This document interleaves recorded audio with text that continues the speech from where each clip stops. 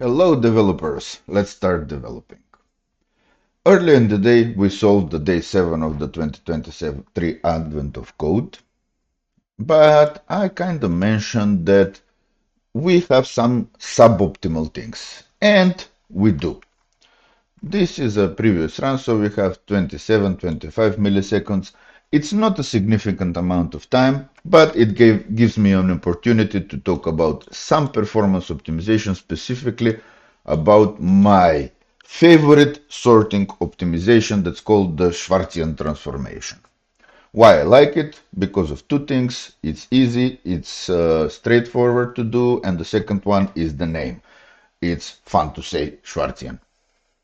It's called, according to a real human, I think Richard, or I'm not sure exactly.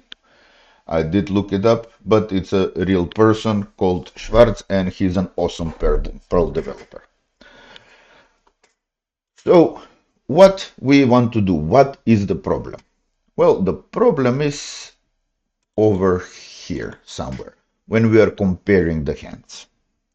Because when we are comparing the hands, we have a function that does the comparison, and inside that function, we're gonna call getHandType over and over and over and over again.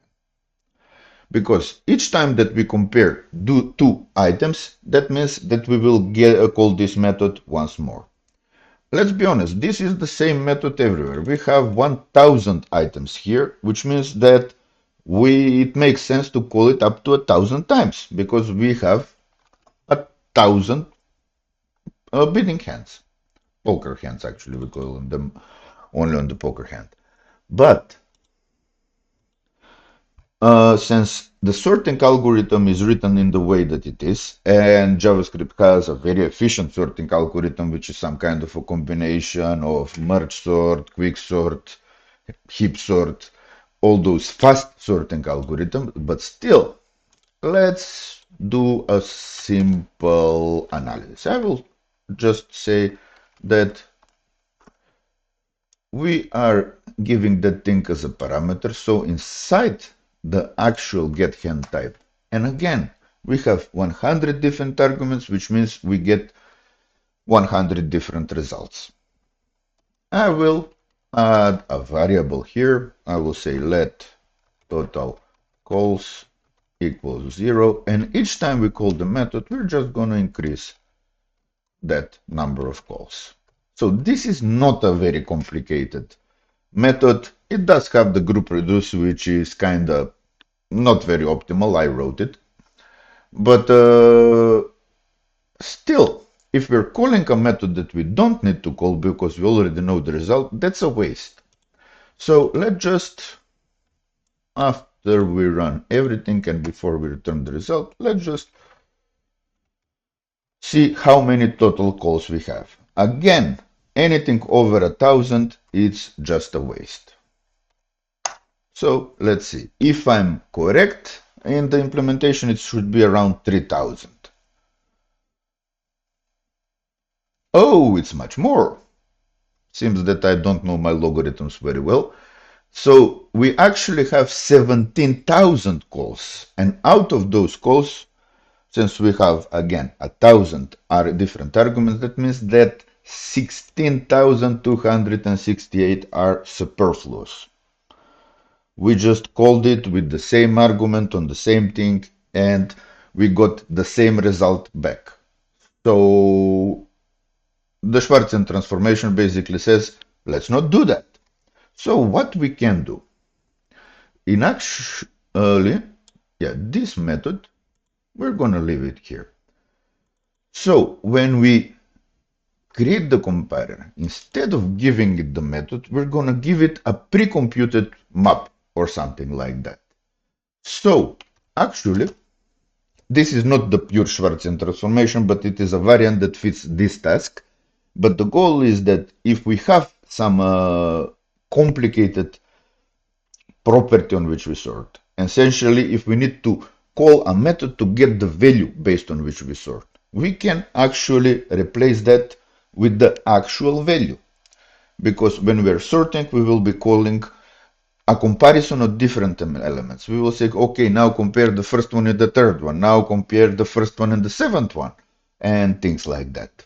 And note that this will scale even worse. If we had 10,000 elements, we would have more than 170,000 calls. We will have something like 300,000 calls. So this grows as it goes. So instead of doing that, I will say, well, for each, actually, I'm gonna say input dot map. So I'm gonna get each bidding hand, B hand, and replace it with this structure. It's gonna be the bidding hand. I'm copying over all the elements, but I'm gonna add another element. I'm gonna say hand type, because we use this to actually get the hand type. So now, instead of just having this, we already had a pre-computed hand type. And then we can use that hand type to actually compare. So we have, and since we just need the type values, hand type value, we can also do that as well. So to avoid doing the lookup more than once, we change it with this. So what we do here, we are increasing our input by adding a specific property that will only be used for sorting. And this value is actually usually called the Schwartz. Yeah, Copilot even knows things about it, so the Schwartz is strong in this one. So we're calculating the Schwartz. So this will be the Schwartzian. Let's see what properties it has. It has the bit, which is a number, it has the hand, and it has the hand type value. So, do we actually need this now, here to add it? No, we already called it. So, instead of that, I will do it like this. So, get hand type won't be a function. We won't need it. But we kind of need that to access it. So instead of get hand value, we will need to get something else. The first and the second won't be a poker hand, but will be another type.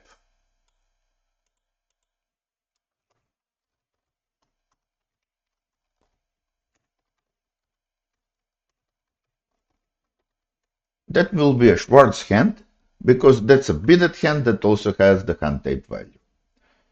So we're gonna generate a function that helps us get that. So we're gonna just say the F type is, well, the first dot hand type value. And the second one is second dot hand type value. We don't even need those things here.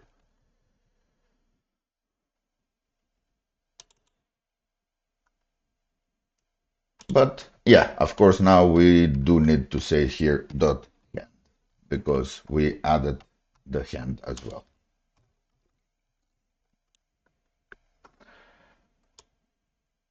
We will run through this. The rest of it is exactly the same. We actually don't need to map anything, because we will be putting the whole things here. But we won't need to, we cannot sort the input. We have to sort the Schwartz input now.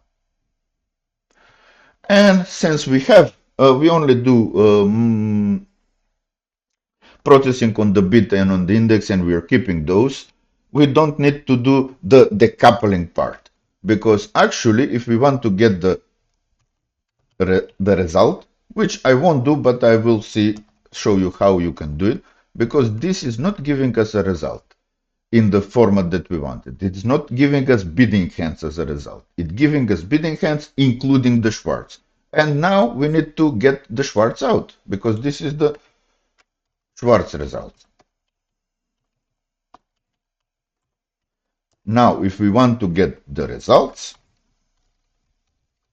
we will need to do a mapping operation. So out of the Schwartz results, we will need to take out. No, we don't need that. We will need to take out, let's have the hand and the bid, I think, parameters, and then we will return the hand and the bid, discarding the Schwartz. Because the Schwartz did its job. The Schwartz did its job here. Now we don't need it. So basically we're adding the Schwartz, sorting on the Schwartz, discarding the Schwartz. And after that we have the sorted data as if they were directly sorted, but without any extraneous calls. Since we don't actually here need the results, this is totally good enough. But let's see what happens now. Remember, the answer we're looking for is this, because it doesn't matter how good we optimize something if it gives us the wrong result.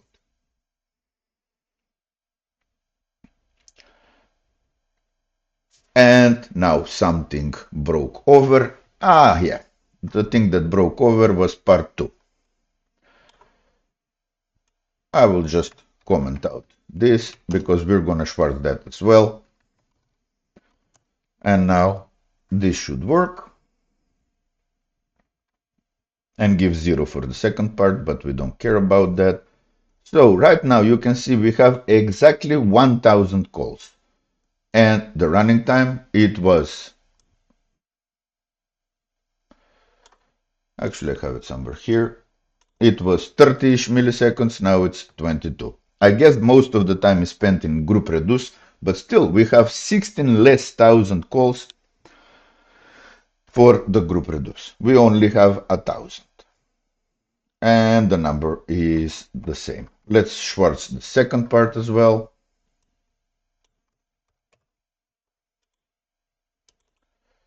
We said, let's copy over what we had. So the Schwartz input will be exactly the same. And this line will be exactly the same. We're gonna need to sort the Schwartz input. Only we can just give the sorter since it's the direct sorter. The result is the same. Everything is the same. Let's see if this optimization actually enabled us to do that. So we didn't change the comparing method itself. We're just pre-computed it. So now we have 16 milliseconds, 13 milliseconds. This thing is executing fast. If we remove one console log, because console log is usually the lowest thing that you can do. Still, we're talking milliseconds, but if you have it in a tight loop, it's gonna add up some more. So we're getting about half or third of the time that we had before. One thing, when you remove a variable, you kind of have to remove all the reference to the variable and not half of them.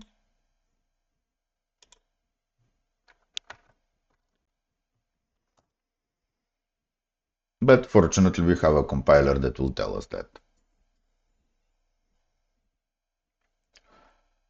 Yeah, so we are getting nicely Schwartzed data. We can optimize this further, but to be honest, we don't need to because it works.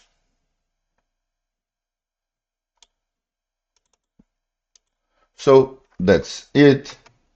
Don't forget to click on the button if you liked the talk about the Schwartzian transformation. Again, it's my favorite sorting optimization that you can do because it's easy to do and the benefit is significant, even on such a example.